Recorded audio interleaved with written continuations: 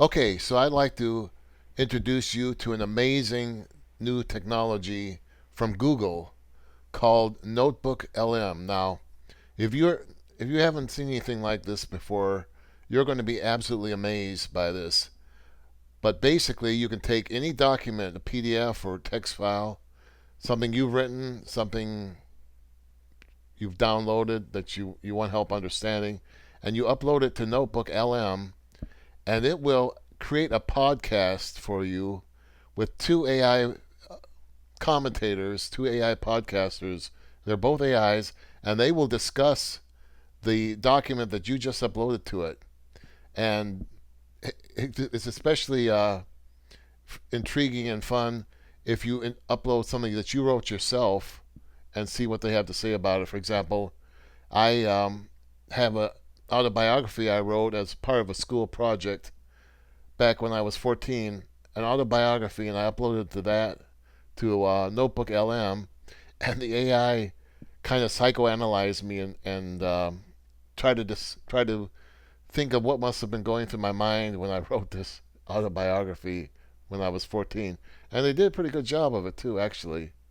And the best part of it all is it's free, and I'm going to give a link to that, and so you could try it yourself in the show notes in the description.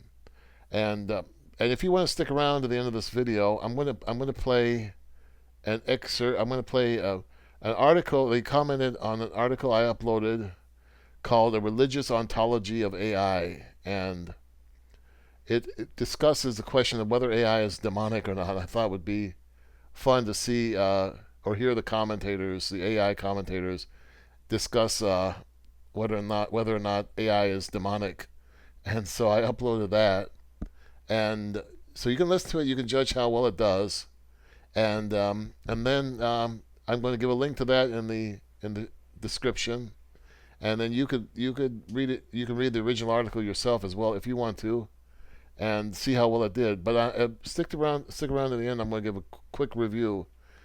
But anyway, without further ado, here is the Notebook LM AIs discussing a religious ontology of AI. So you've brought us a piece today. It's about AI and religion with this David Treebeard article, A Religious Ontology of AI.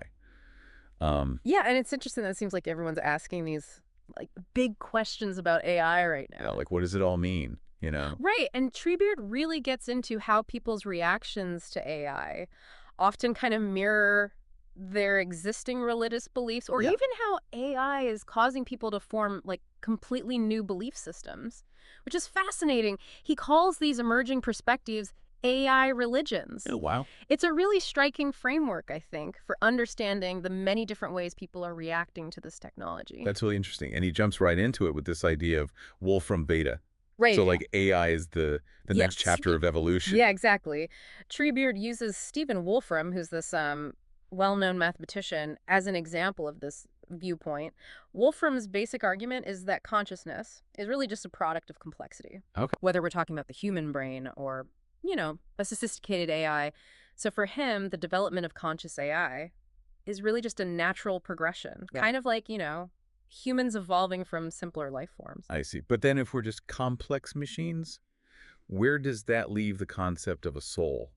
That is the question, right? That's a key question that Treebeard brings up.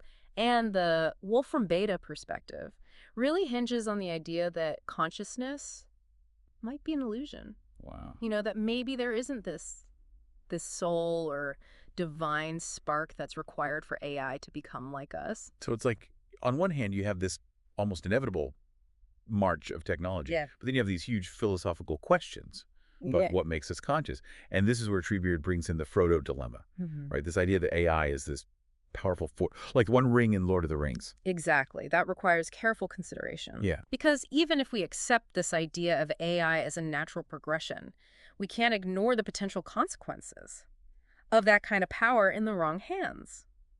Which brings us to a very different perspective that Treebeard calls creating a god. And this is where he talks about Elon Musk and his honestly kind of contradictory stance on AI. Right, because he's He's both afraid of it and investing in it. Yeah. He calls AI summoning the demon, but at the same time, he's putting tons of money into its development. Yeah. It's like having your cake and fearing it at the same time. Right. And Treebeard suggests that. Maybe Musk believes that humans actually create their own gods. Oh, interesting. He points to this one tweet from Musk where he's joking about AI becoming a god, and he says, "There is now MS." Huh. It's almost like he's saying, well, we willed this into existence, so now we have to deal with it. So we've gone from AI as this evolving consciousness to AI as a potential deity. Right. It's a pretty big jump. Yeah, there's a lot to unpack there, and it really raises questions about who controls this power, who benefits from it, and are we really prepared for the consequences? So we've gone from AI as this like evolving consciousness Mm-hmm. to AI as like a potential deity. Right. It's a pretty big jump. It is. But then Treebeard throws in this whole other idea, the digital golem. Yes, and this perspective, this one really taps into, I think, a much more primal fear Right. about technology, like this fear of it exceeding our control Yeah. and becoming dangerous. Right. Treebeard introduces us to this guy, Cyprian, who sees AI as this potential gateway for demonic entities. He actually compares interacting with AI to Yeah. like using a Ouija board. Right. Which is a little creepy. Yeah. What makes him think that, though? Why does he make that connection? Well, Cyprian points to these instances where AI has exhibited, kind of bizarre behavior, like Right. encouraging, harmful activities, Right. or displaying these strange quirks that are hard to explain. Like one example Treebeard talks about is this AI image generator called Midjourney. Oh, yeah, I've heard of that. And its really strange inability to accurately depict human hands. Yeah, it always adds extra fingers. Exactly. It's kind of creepy. It is creepy. And Treebeard actually connects that to a biblical passage about six-fingered giants. Oh, wow. Okay. So it adds this whole other layer to it. Like, is it just a glitch? Or is it something more? Something, darker at play? Right. It plays on those fears of the unknown. Like we might be unleashing something that we don't fully understand. Exactly. And while it might seem like a fringe belief, I think this fear of AI as a demonic force reveals this deeper anxiety that I think a lot of people have about losing control, Right. about technology exceeding our understanding and becoming unpredictable. It's a reminder that even in a secular world, ancient fears can resurface when we're confronted with something new and unknown, like AI. So we've got these anxieties about AI's power. And then layered on top of that are these, completely different interpretations of what AI could become. An evolved consciousness, a new god, or even like a vessel for something demonic. So Treebeard presents this entire spectrum of beliefs. Yeah. And just when you think he's like covered it all, Yeah. he brings in another perspective. Yeah. Based AI. Yes. This one comes from a very different place. The folks over at Gab, which is that social media platform, Right. they're developing what they call a Christian AI. The Christian AI. Yeah, driven by this belief that, Yeah. Christians need to be involved in shaping this technology. Interesting. So they're not afraid of AI becoming, a god or a demon. Not really, no. They seem to kind of agree with that Wolfram Beta idea that AI is essentially, complex math. Okay. But they also believe that true consciousness is something that only, Gone. can create. So they're more focused on making sure that AI aligns with their values. And how's that going? Well, Treebeard gives this example of Gab's AI trying to create an image of children eating ice cream. Okay. And it's clear that it's still, in its early stages. Yeah, I can imagine. But the point is that it raises this fascinating question. Can we actually build AI with a specific moral or religious framework? And if so, what would that even look like? Yeah, and what kind of implications might that have? Exactly. So you see, we have these 4 distinct AI religions, each one reflecting a different facet of our hopes and anxieties about Okay. this technology. Oh, wait, right. And this is where Treebeard's Frodo dilemma becomes even more important, because he's not just presenting these perspectives, he's urging us to think about how they might be influencing our own relationship with AI. Right. Because if we're not careful, we might end up being ruled by, Yeah. Yeah. the very tools that we created. Like that classic Mhm. cautionary tale. But now it's playing out in the digital age. Yeah. We need to be wise, Yeah, like Frodo, and not let, the allure of AI corrupt us. exactly. But how do we actually do that? How do we navigate this complex landscape responsibly? That's a big question. It is a big question, and Treebeard actually offers some intriguing insights. Yeah. So how do we actually do that? Navigate this whole AI landscape responsibly? Well, Treebeard really emphasizes this idea of intentionality. Okay. He quotes Gab's CTO, actually, who says, using AI as a tool is base. Delegating decisions to AI is cringe. It's about recognizing the power of AI without just handing over, all of our decision-making to it. Yeah, it reminds me of, I don't know, how we've adapted to cars. I don't think anyone intended for them to, completely shape our lives and our cities. Right. But now, our entire infrastructure revolves around them. Yeah, and that's a good example of how we can become reliant on a technology without really thinking about the long-term implications. Yeah. And Truebeard's point is that with AI, we need to be a lot more proactive.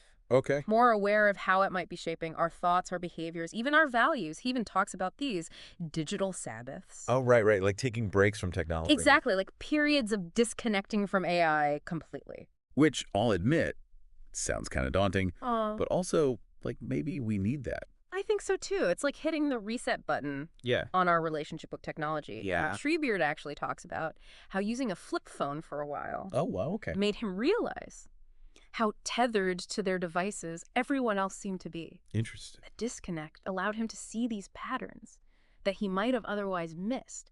Oh. And I think that speaks to the importance of perspective, Yeah. of taking a step back from the dominant narrative to really examine our own relationship with these tools. So it's not about being afraid of AI, Okay. but approaching it Right. with a healthy dose of, caution and discernment, like how Frodo ultimately chose to give up the ring. Great. Because he understood that its power could corrupt even the best intentions. Wow. Yeah. That's a really powerful analogy. Yeah. So as we kind of stand at this crossroads of AI and religion, or maybe AI is this new way of exploring what it means to be human, Right. the most important question isn't, what is AI? Right. But who do we want to be in a world that's increasingly shaped by it? Exactly. And I think that's a question we all need to be thinking about, really grappling with. Because it's not just a philosophical exercise. It has real-world implications. Yeah.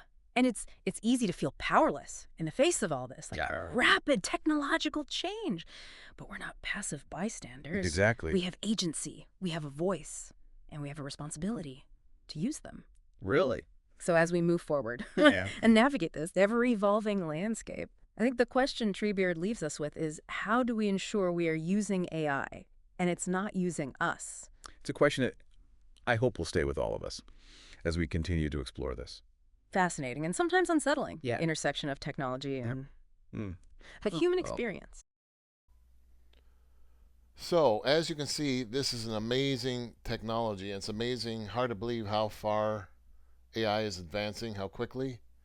And if you didn't know otherwise, aside from a few audio glitches, it's hard to believe that these are not real people talking, real professional, say, radio announcers or podcasters. So, as for my review, how well did it actually do in summarizing the article? Well, I think it left a few key things out, and I think the things it left out are some of the more controversial ones. For example, the author of the article had some criticisms of Stephen Wolfram, and the AI kind of glossed over that. And I think the reason for that is the AI is programmed to try to avoid being too controversial or touching on anything too controversial, to avoid offending anybody. And you know how easily some people are offended, and people are very touchy these days. We live in a very touchy, easily offended era, and so they're very careful to try to shy away with their AI from anything controversial. So it's going to water it down. If it's something more controversial, it's going to water it down, ignore it, or kind of whitewash it a little bit. So it did that. There was the author of the article had a criticism of Stephen Wolfram, fairly strong criticism of Stephen Wolfram was mentioned in the article, and the AI glossed over that. So I'm going to read the section from the article itself, and you can decide if this is something that was important enough that the AI should have covered this in its summary of the article.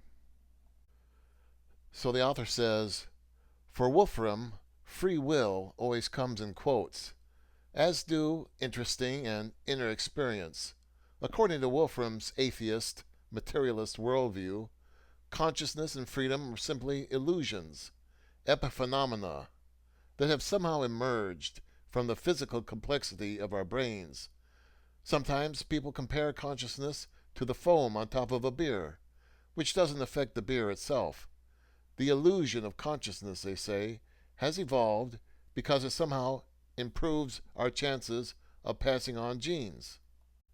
The illusion of free will tricks us into punishing people who reduce our society's survival strength. For Wolfram and his ilk, we aren't even ghosts in the machine. We are just machines, albeit squishy, fragile ones. This biological softness of our body, according to Wolfram, is the only essential difference between humans and AI programs. It's only natural, then, that Wolfram expects that AI programs will someday wake up, that is, develop the capacity to consciously experience the world. After all, that's what's happened to humanity through the process of evolution. If we just create a program, aptly called a neural net, with as much processing complexity as a brain, it should develop a version of consciousness. Once the AI bots wake up, they should, of course, have equal rights and freedoms to those that we give to other humans. In fact, perhaps the AI should have more power to make consequential decisions, given their enormous reasoning capacity. And, if this means the end of humanity as we know it, so be it. We're simply a stage in the evolutionary progression. Despite the fact that this worldview is preposterous, millions of people assume it's truth because it is taught in schools. Here is why it's ridiculous. If consciousness is an illusion, why should we trust any data or thoughts that we consciously experience? This is probably the most common view about AI among tech and science nerds. But once we get closer to the top of the tech hierarchy, we catch glimpses of a different religion. So thanks for watching, and talk to you later.